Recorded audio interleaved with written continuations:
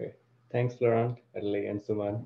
Hi, everyone. My name is Bharat Gehlot. I'm a postdoc at ASU working with Jet Bowman, Danny Jacobs. I'm also part of the Hera collaboration.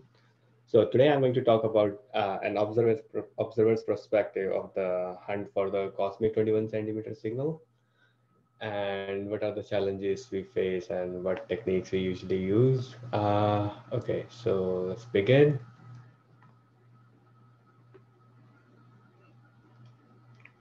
Okay, so just a quick outline of the talk. I'll give a brief overview of why do we need to study the universe first billion years and how do we study it using the redshift to 21 centimeter line.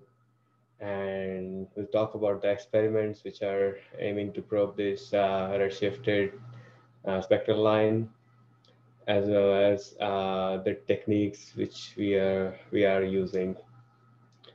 Okay, so when we look at the timeline of the universe, we can see that the cosmic microwave wave background observations they provide information about a certain moment of the moment in time when the universe was only 400,000 years old, and it does not give any evolution information.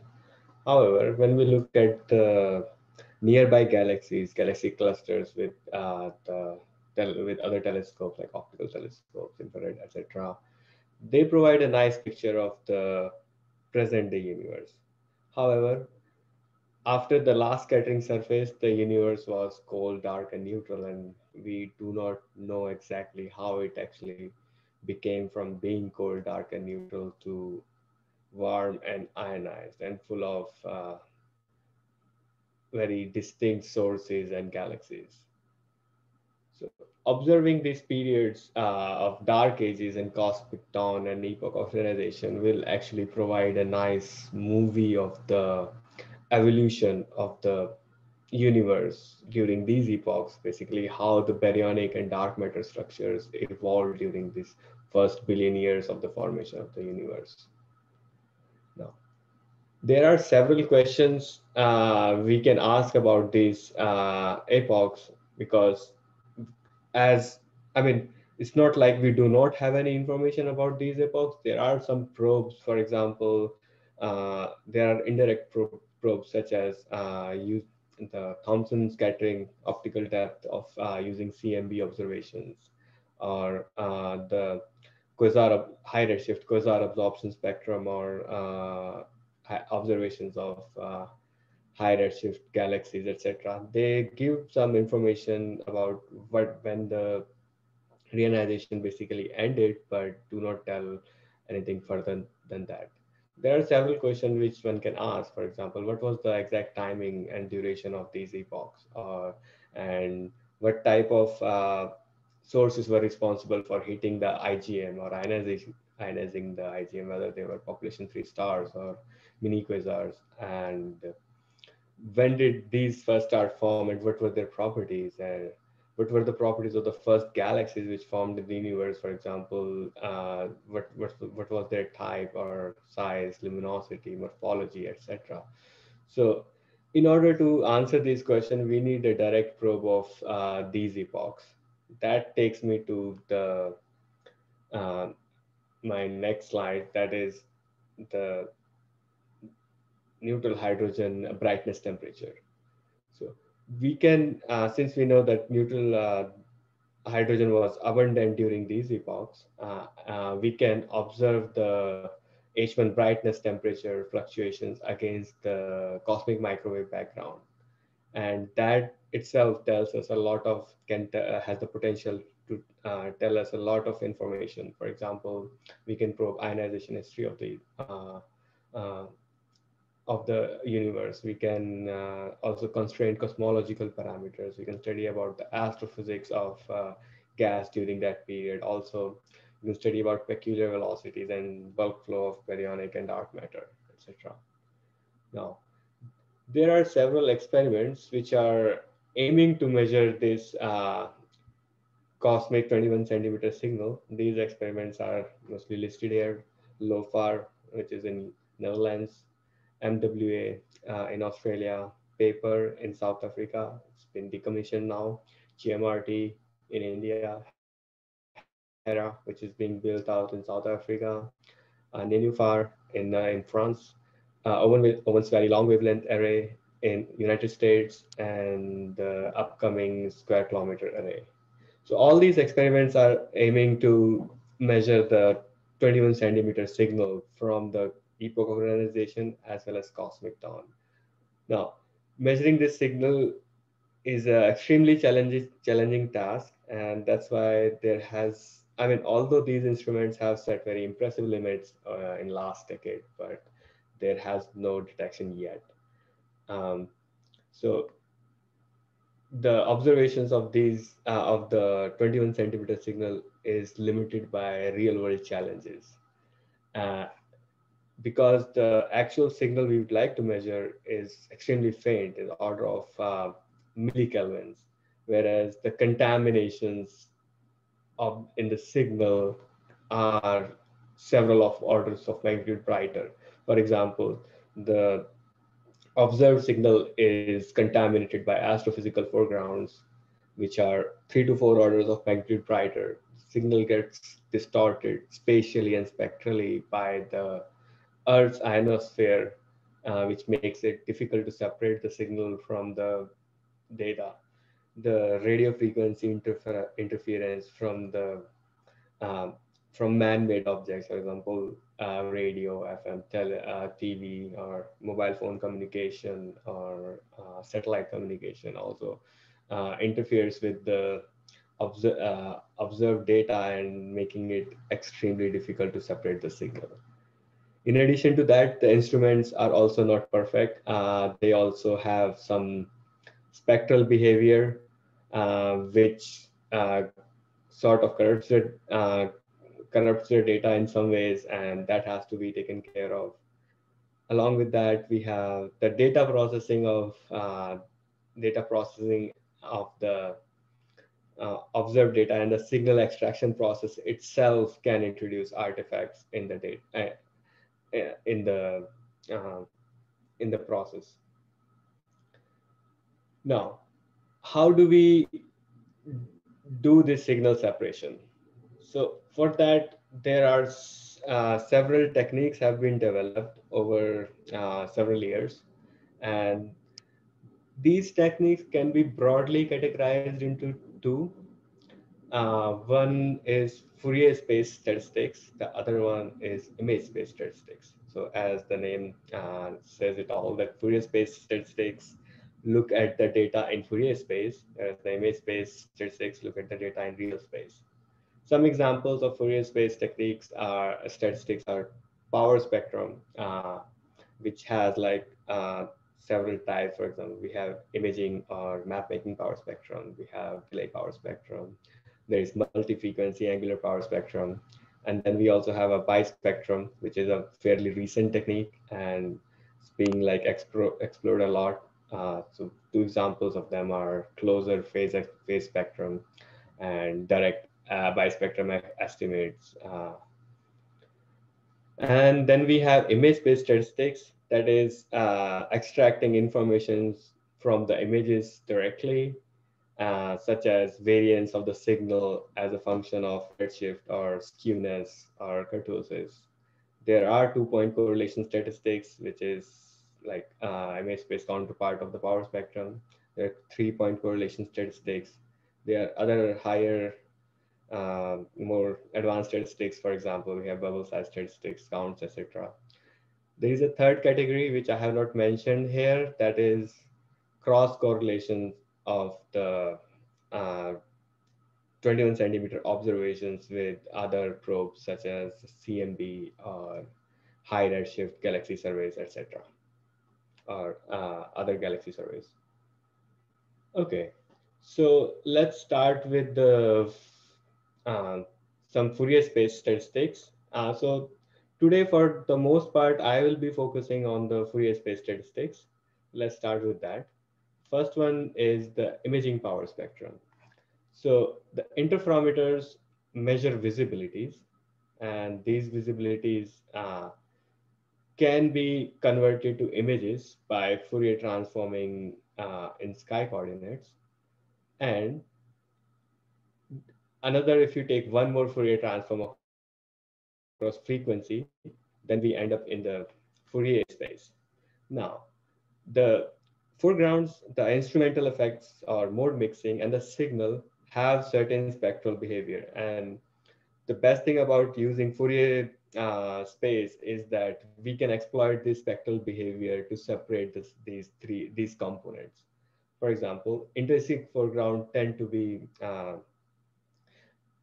smooth, very smooth along frequency direction. Therefore, they always end up at lowest wave number modes.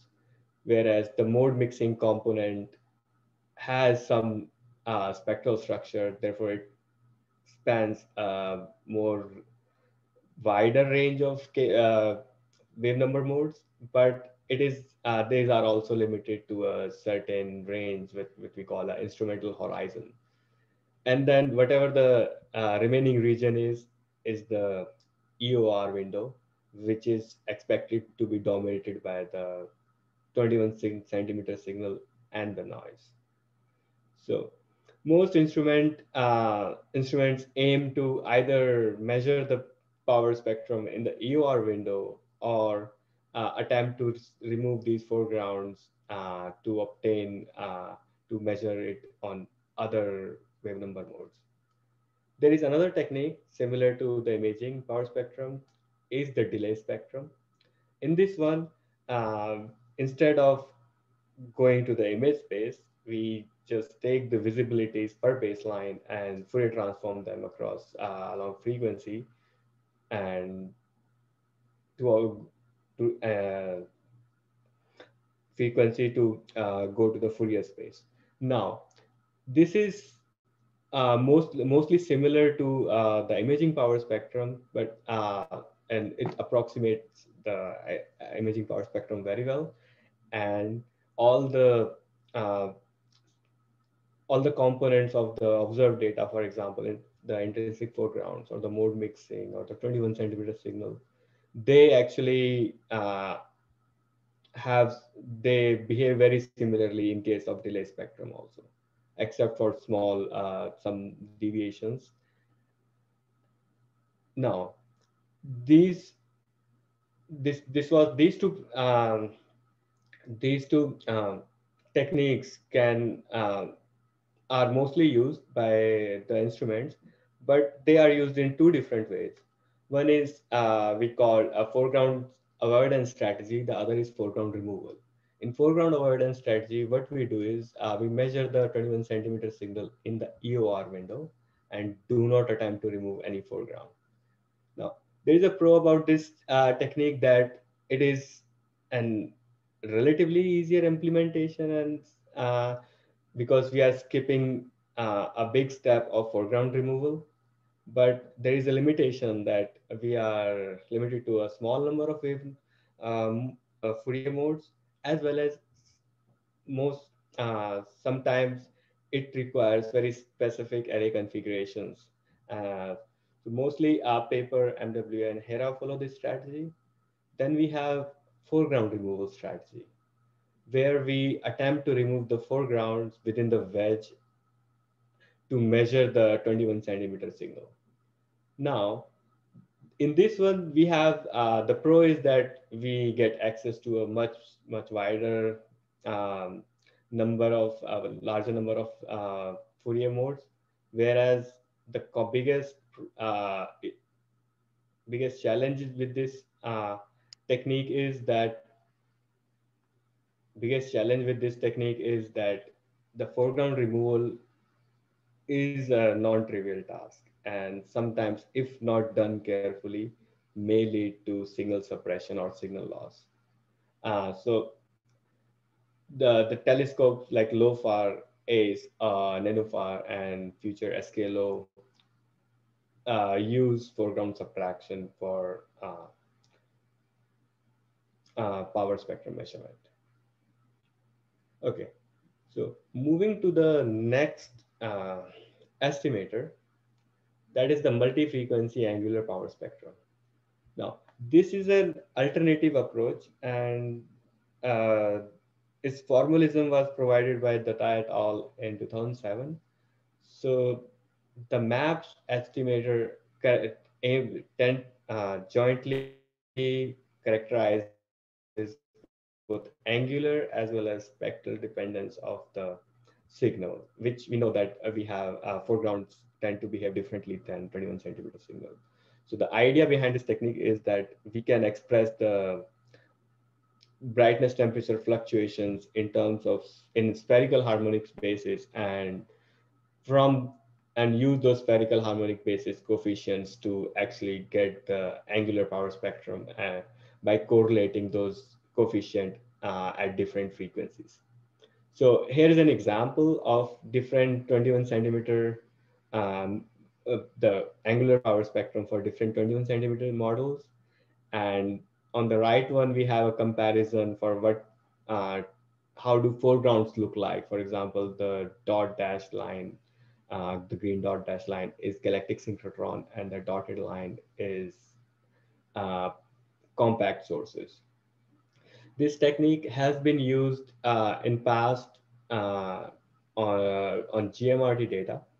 So in 2011, Ghosh et al. Used this technique to constrain neutral hydrogen fraction at post-ionization redshift of 1.32. They also used the same estimator to quantify diffuse foregrounds for the reionization redshifts that frequencies are around 150 megahertz. However, it's their analysis was fairly straightforward. That is, you need to of course you need to remove the foregrounds, and for their analysis they just did a four polynomial fit and remove that. However, uh, that technique may have like issues such as signal loss, etc. And additionally, it is not well understood how the other contaminations, like for example, ionospheric effects or RFI or any signal processing artifacts, affect this particular estimator. So there is a need of understanding that part very well, because that, as I described earlier, it's a significant part of the signal extraction process. Okay, moving to the next statistic, that is the closer phase spectrum. So this is a very recent development. So this formalism was provided by Tyagarajan et al. In 2018 paper.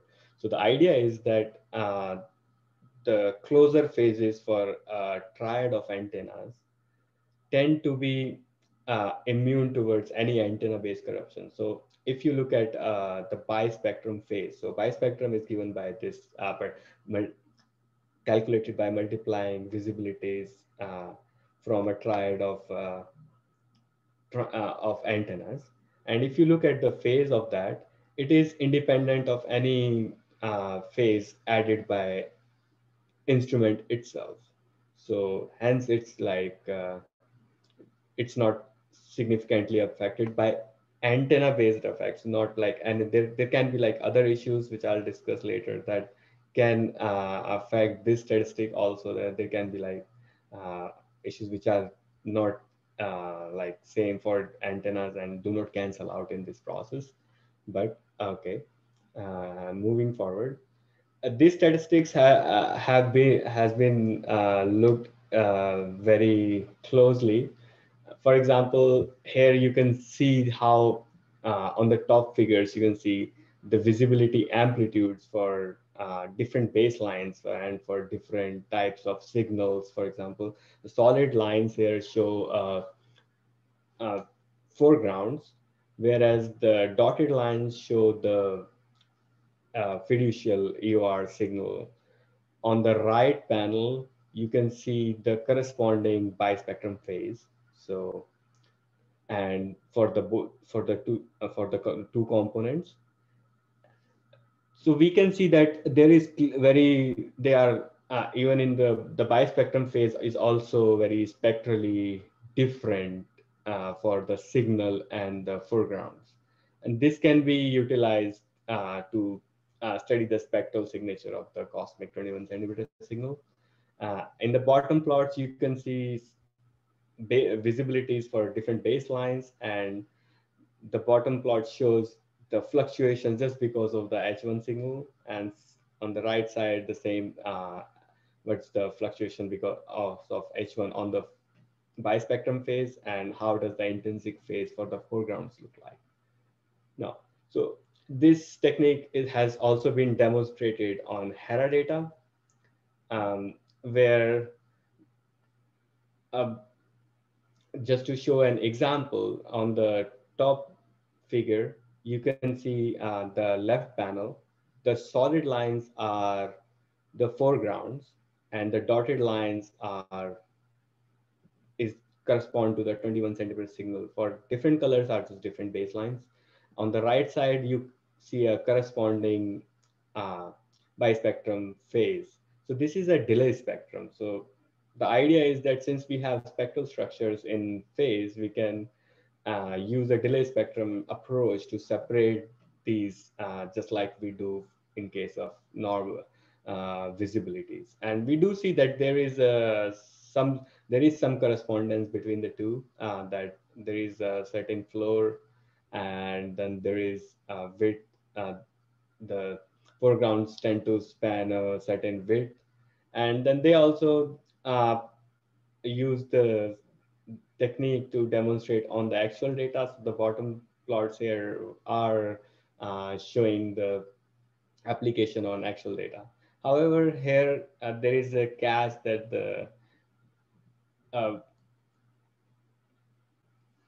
the how there is a big catch that how do these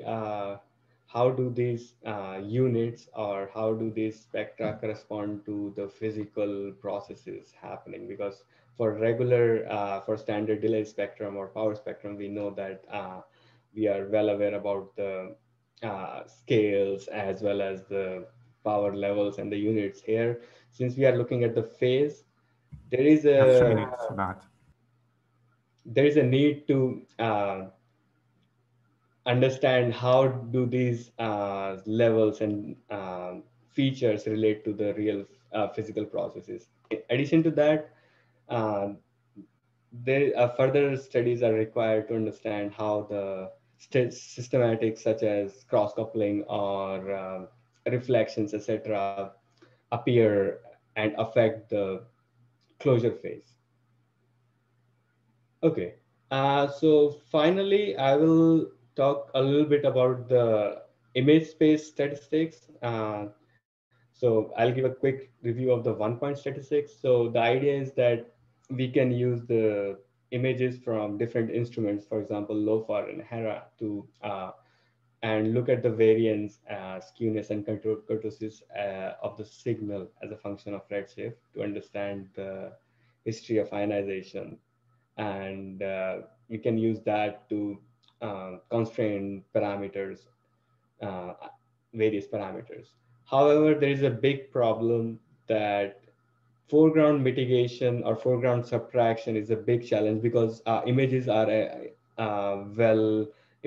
corrupted by the foregrounds as well as instrumental effects. So one of the big challenges here also is a removal of foregrounds. So there have been like some work on like understanding how the can we use these 1 point statistics in foreground avoidance scenarios. For that, you have to wait for Pianet's talk. He'll talk about it more, and some um, with perspective of Hera. And I will stop here at the summary. So just to summarize, that the observations of the 21 centimeter signal actually promise to open a new window on the structure formation in the early universe. but these observations we are trying to do with various instruments are limited by various contaminations such as astrophysical foreground, ionospheric effects, etc. There, as I discussed, there are several methods that have been developed or are being developed to statistically measure the signal, such as Fourier space statistics or image space statistics. Uh, so one of the key challenge in both of them is how do we control the foregrounds and in order to do a clean extraction. One of the key points here to one of the keys to understand the efficiency of these methods and how do we do it is basically doing full propagation of sky and instrumental effects through simulations and understanding how each estimator performs.